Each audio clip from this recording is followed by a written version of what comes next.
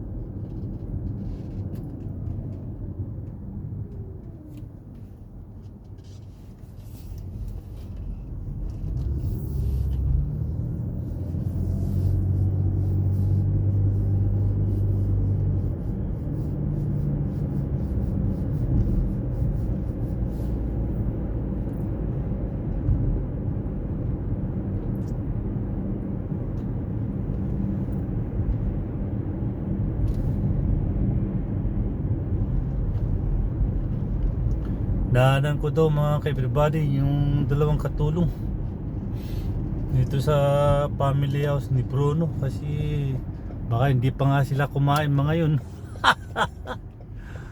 Kasi may party sila rito eh. Kaya dito na tayo mga ka-everybody. So, yun oh, bukas sila. So hanggang dito na lang ang ating biyahe. Kasi pasok ako sa loob, sunduin ko yung mga dalawang katulong para iuwi na. So God bless you all and bye bye, thank you very much.